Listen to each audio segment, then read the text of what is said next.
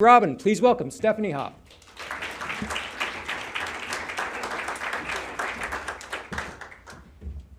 All right, tech. Okay, let's see how this all works. Cicis Pizza. Which button do I hit? Big green. Big green. Oh, the one that's obviously the one. Okay. They didn't hire me for my tech skills, that I can tell you. Hi, everybody. I'm Steph Hoppe. Thrilled to be here today. It's really interesting. A lot of what I'm going to talk about just levers up to what everybody's been saying so far. And Cicis Pizza, if you're not familiar, is a buffet concept founded in Plano, Texas. It was the first all-you-could-eat pizza, pasta, soup, salad, and dessert, great cinnamon rolls, for $2.99. Now, with the franchise system on average, we're at $7.99. So still offering a great value, and we're still focused on preachers, teachers, and coaches, developing our community relationships. It's where soccer kids go to eat and where they can just get all messy and mom's happy and we don't care. But this is a turnaround story, obviously, or I wouldn't be here. So how about we just go back to the ugly truth? That's not our ugly truth. This is why we succeeded. We have core values at Cicis. I've only been at Cicis since February 28th was my day one. And I joined the company because of our core values. They're not on the wall. They're what Jeff Hetzel, our president, speaks every day. We live them. They're near and dear to our heart. And personally, I'm very passionate about them. First, embrace who you are. Know where you came from. Know your roots. Why do people love you? Why did you start the concept? What do you uniquely deliver that nobody else does? Own it. Second, don't over-engineer. Good Lord. Data. I'm tired of personalization. All these things that you get bombarded as a marketer, you need those, true. But it's a balance of art, science, gut. And I'm a 110% girl, traditionally, especially when you're at a 7-Eleven. You need 100%, 10% data. But at Cicis, 80% is good enough. 80% will work just fine. And finally, always on mindset, fostering a culture of innovation. To what CTM spoke of earlier, it's really about creating a safe space for people to take risks, fail fast, own your mistakes, learn from them, celebrate wins, amplify and accelerate, and that's just how you operate. And these all lever up to our brand passion, which is at Cicis, we believe that everyday life should be a buffet of endless fun. Now, who the hell doesn't want to go to work every day when you have that going for you? Wah, wah, wah. Yeah, back to the reality of March of 2021. It wasn't pretty. Buffet plus pandemic does not equal success. And buffet with bankruptcy, bad stores, subpar food, the brand had been value engineered almost to death. Well, actually, it wasn't value engineered to death. But the president, in March of 21, this is not too long ago, bought it out of bankruptcy with new partners and really focused on turning things around. So let's fast forward to this year. Enter Steph Hoppe, new CMO, week one, talking to Jeff about what we needed to do. And there were a few things that he was very, very specific about, and that was, first of all, we have to own who we are because people had tried to walk away from the fact that Cicis was a buffet. It was like a dirty little secret. We're not a buffet. It wasn't sexy enough for past marketers. Second, operations, while there was great improvements over the past year, still had opportunities, and really leveraging our digital gaming, those opportunities are going to be key critical. Second, media. We were targeting way too broad with tactics that were way too narrow, with analytics that were basically meaningless. And finally, discount. Cheapening the brand and not having a compelling message. So, oh yes, By the way, we have a brand new creative agency that was hired a week before I started. And then now I have to RFP for a new media agency so that we can all work together to have a new campaign up and running by the end of July. Life in the day of a CMO, you've all been there. So, what were our solutions? We had 4 very clear paths to cover. 1, go bold with our identity. Get big, do something dramatic, take a risk, safe is dead. Do something that we can own that can really communicate all that Cicis offers. 2nd, guest excellence or die. We have to elevate the guest experience. While so many people were really tuning into delivery, third party, our magic is in our restaurants. Our gaming, all the things that we can offer, that's where we really win. Segment. We had to figure out who our personas were. We had a very broad target. We needed to understand who we were going to talk to, how are we going to talk to them, and get very, very precise. And finally, start nailing some analytics. And that means building an analytic function, developing KPIs, sales modeling tools that would allow us to drive the business, prove the results, also by allowing for ongoing optimization. Okay, we'll start with the fun stuff, the creative. Welcome, please meet Cici Pizzini. He's the imaginary owner, creator of Cicis Pizza. It was the birth of our, ta-da, Endless Pizzabilities campaign. If you're a buffet of endless fun, endless Pizzabilities naturally fall into play. He was the first mascot spokesperson we ever had for the brand, and he was truly fun. The brainchild of Sean Rathburn at Three-Headed Monster, and to see how kooky this guy is. This was an original sketch. Basically, P.T. Barnum meets Willy Wonka meets steampunk. Hello, Cici. And so we have this guy, but then it's like, wow, he's got to explain what we do in our restaurants. How do we do that? Well, you shrink him down to 4 inches tall. So now you got a little Willy Wonka to run around the restaurants. But he has to be on something, a flying machine, a Leonardo da Vinci-esque flying machine, which is itty bitty. For, a 4-inch tall dude can only go so far. Now, 80% is good enough. Remember that one? Well, we had some folks saying, oh my God, what if it looks like a fly buzzing around the buffet? Oh my God, what if they think he's a creepy little monster? Yeah, it could happen, but we didn't have budget, didn't have time, so we ran with it. We trusted our gut. And this is Lee, our actor, who's Cici. He was an actor that didn't realize that when he signed up for this spot, he was going to have a 7-hour spin class because he had to pedal the entire time. And then, of course, we had to film in the restaurant so that we could really capture the entire experience. A lot of work, a lot of complexity in a very short amount of time, but the results were outstanding, and I'll share the spot with you now.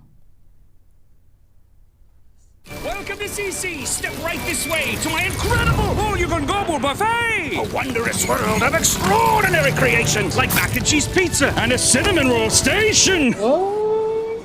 Pasta and salad dessert. Oh my lordy. Games for the kiddos and dudes in their 40s. There's plenty to go around. No need for sharing. Everyone's happy. Even is Karen. What will we do next? You can bet it's stupendous. Bring your stretchy pants to CC's where the Pizzabilities are endless. It worked out very well. Upset a few Karens, but that's another story we can talk about offline. The campaign transferred very well, radio, social, so it was a home run for us. But more work to be done. That's just one piece of the puzzle. Really understanding how to reignite the guest experience. And the gaming is really a key point. It's food quality, absolutely. LTOs with a $7.99 price point. You have to be very creative. Really important. This is a picture actually of Lakewood, Colorado. It's one of our latest locations. You'll see there's actually a redemption center in the game room.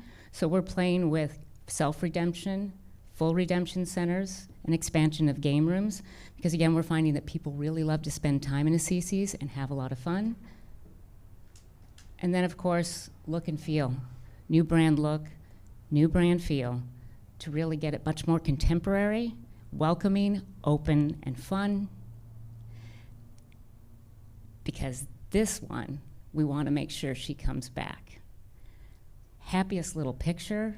Love this picture because that is our core target, which is a very cheesy way of me saying, let's talk target and tactics next.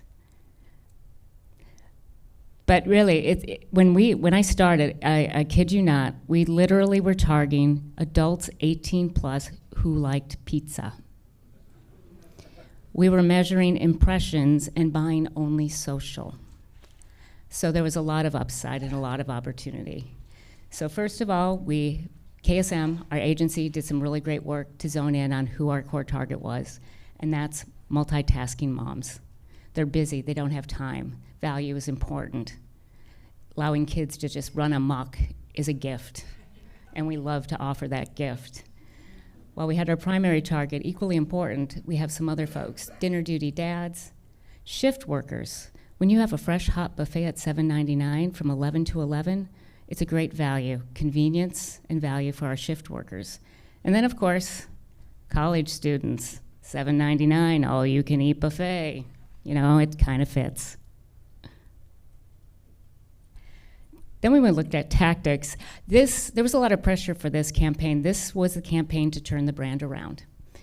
And we had a lot of new partners, and we have a president that actually gave us the ability to do what we needed to do and enabled everything we needed. First in one of my career, it was amazing. So, heavy up, video, broadcast streaming, radio, TV. We really went heavy after multitasking moms, but in tandem, we did also use lower funnel tactics to get conversions, to get action with paid social display, programmatic paid search. Doing all this in tandem to get the results that we needed. Now, one important piece to note is while I do have an endless Pizzabilities campaign, I don't have an endless budget. And I have endless franchisees. So we had to take a step back and look at market penetration, store sales, media costs, and store execution. So we looked at Stereotech scores, we looked at reputation, and then through the magic of formulas and discussing and negotiating, we got to 4 different tiers. So if you look at it, tier 1 primaries would be basically Houston, Dallas, our biggest markets, fully penetrated, lots and lots of tactics. But then you also have all these other markets, these tiny little tertiary markets in tier 4 that we chose to really support with SEO from a media standpoint and then heavy up on LRM and organic. What that allowed us to do is to be very smart about how we invested our dollars to get the maximum return. And of course, nailing measurement and attribution. We had to build a KPI chart from the ground up. But what's awesome is that we have a grid by channel of how we're measuring success. Everybody's very clear on what we're measuring, which wasn't happening in the past. Second, we're building a sales impact modeling tool that allows us media, creative, other marketing tactics, all to be held accountable to meet our results and goals, while also allowing for ongoing optimization. So really leaps and bounds of where we were 9 months ago as to what the data is we're getting. And we've already had a few learnings. First, college students. They were really underperforming in Meta versus other targets, but then they were off the charts with UGC generated TikTok. It's a no-brainer, switch that over, quick. We ended up doing a $4.99 value promotion. We didn't do value at first. We wanted this brand campaign to speak to the brand experience, but we noticed Mondays and Tuesdays were still soft, 6 weeks in. So we posted in a $4.99 Monday, Tuesday program. That creative, that price point, it just went off the charts. Conversion went nuts, up to 60% more conversion rates in some channels versus our general targeting messaging. So we know we have a very powerful tool that will be needed to use strategically, as we are a $7.99 all-you-can-eat buffet, but it's a tool in our arsenal. And by the way, SEO is working really well to drive people in. So it's been amazing. We're starting to look at 2023 and what different tactics we'll utilize based on the learnings we've already received. Impact. So impact and learnings. We started the campaign on 8/4. Again, 80% is good enough because it was supposed to be at the end of July. Couldn't quite get there. But we've been up anywhere from 15 to 25% every week since. Never seen sales impact consistent 15 to 25%. And the other thing I've never seen is they gave marketing credit.